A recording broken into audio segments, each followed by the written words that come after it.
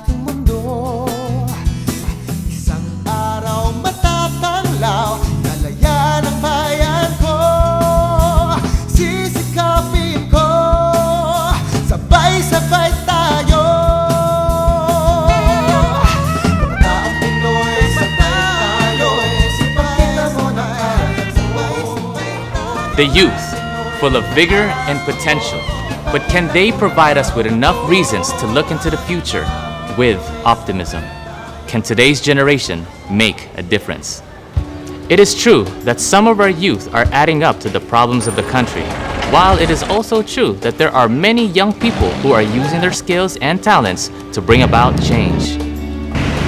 Responding to the needs of others, and not only for themselves, but also for their fellow men, and above all, our country. They are the reason why the search for the 10 accomplished youth organizations in the country continues through the Tayo Awards.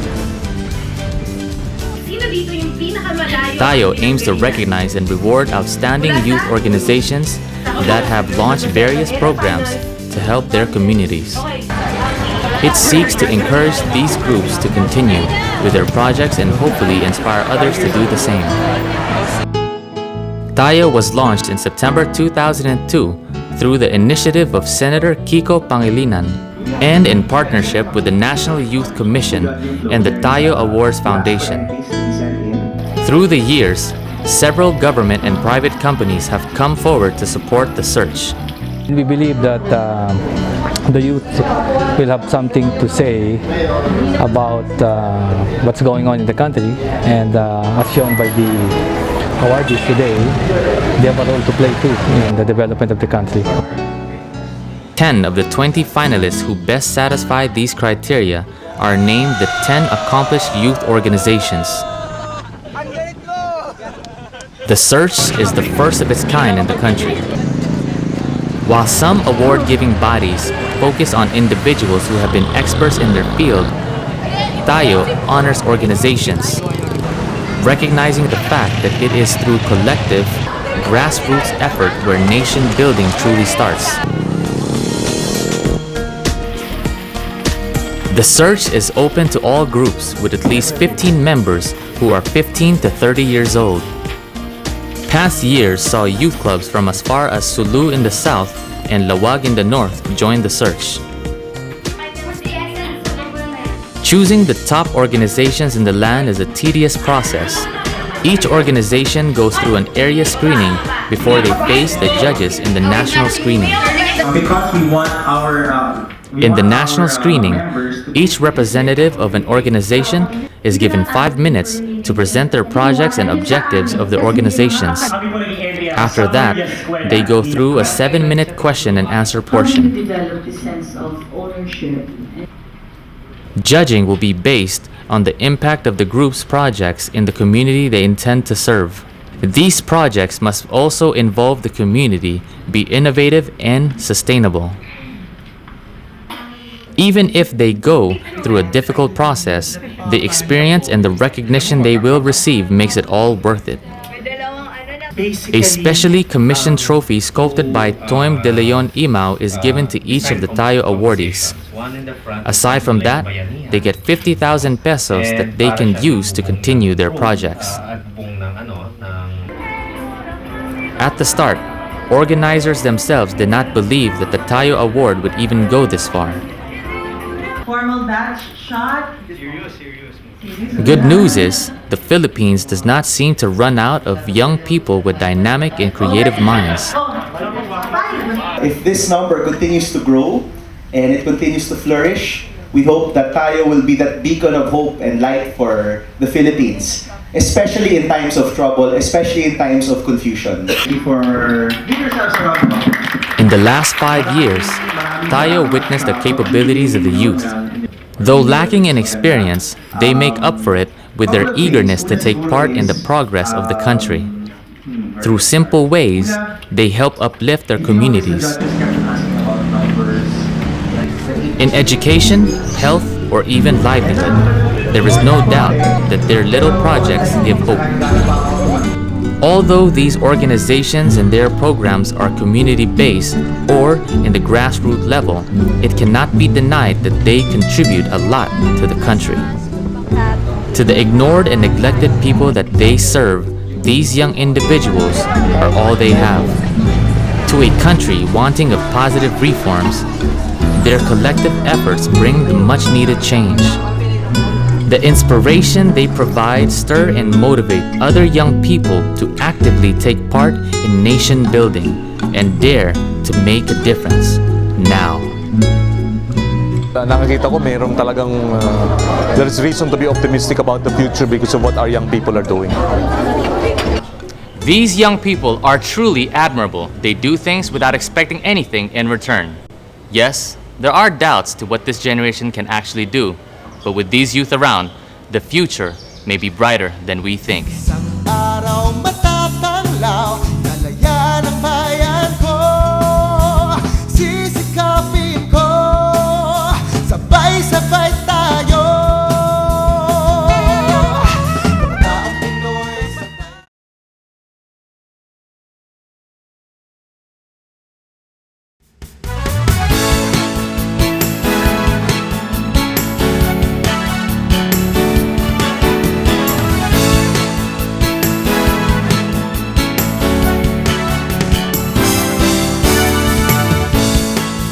In Iloilo, a group of young individuals wanted to uplift the livelihood of their community. The members of VIPS, or Volunteers for Integrated Public Service, gave hope through their sustainable livelihood projects.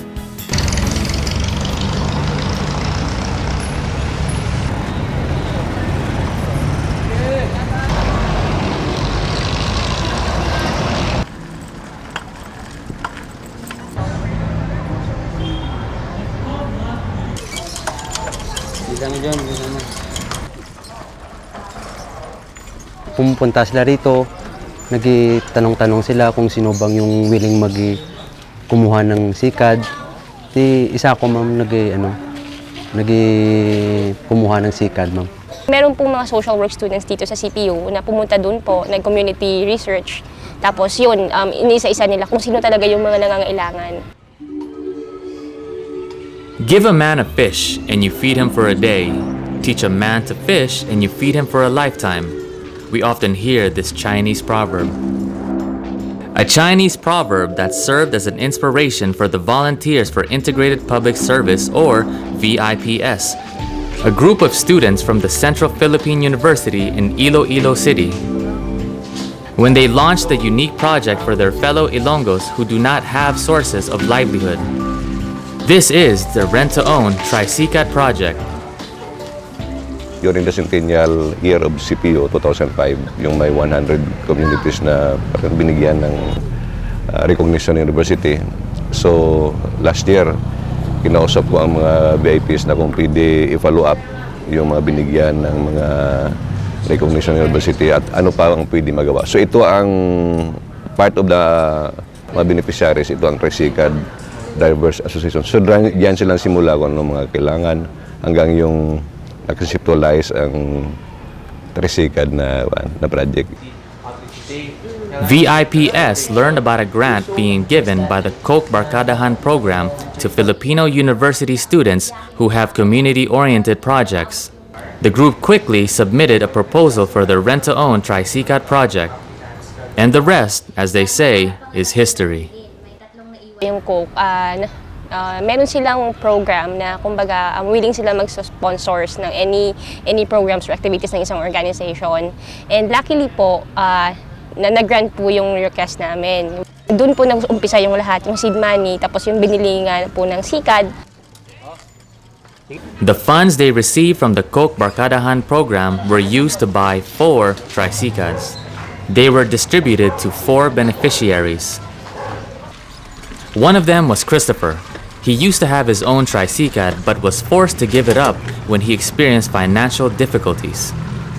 So when he heard about the Rent-to-Own Tricycad project of the VIPS, he did not hesitate to apply to be one of its beneficiaries. Kung sa yung problema, hindi natin malalaman kung anong klaseng problema dumadating. Hindi maiwasan na ano ko yung sikad ko. Na ibaligya ba?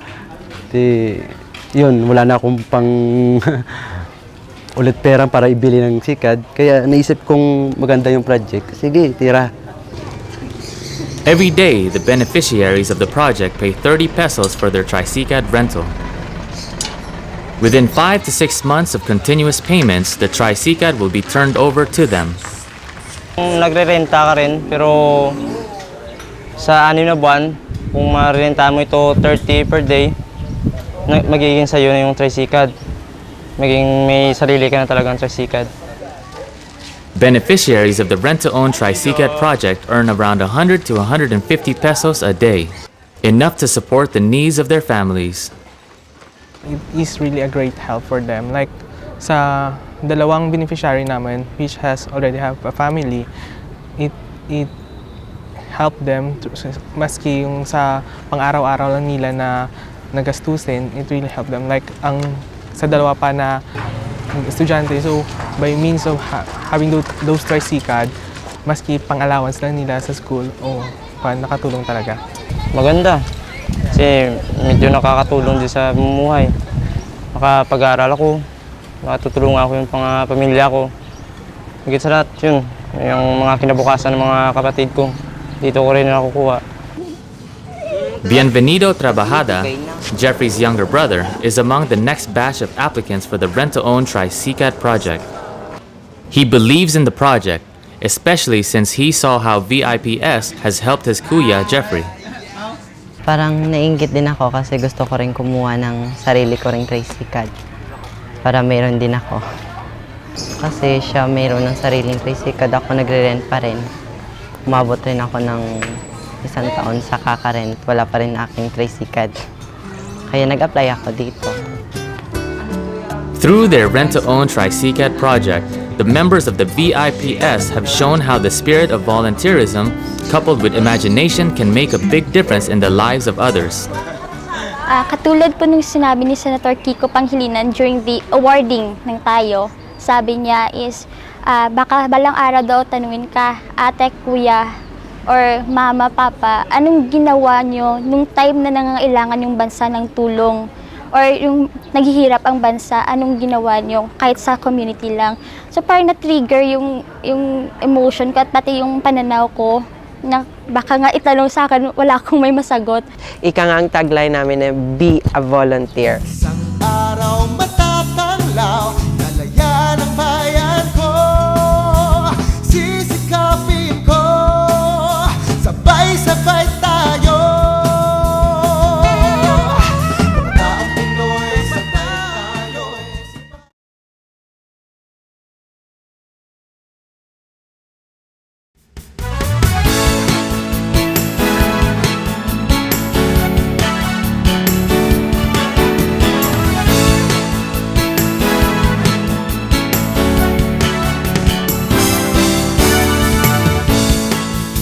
Talk about the old adage, kung ano ang puno, siya rin ang bunga. The children of fishermen in Atimonan, Quezon took it upon themselves to revive the dying livelihood of the fishermen in their community.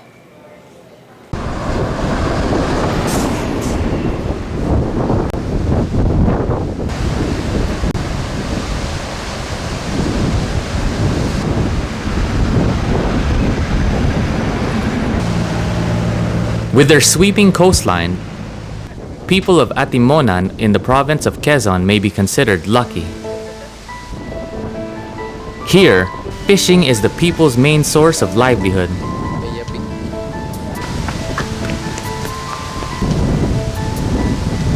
I was surprised to find out from someone that a lot of people in this place not only once suffered from hunger.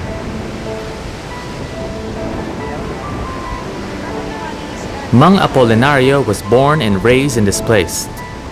It never occurred even in his wildest dreams that this part of the ocean will run out of fish.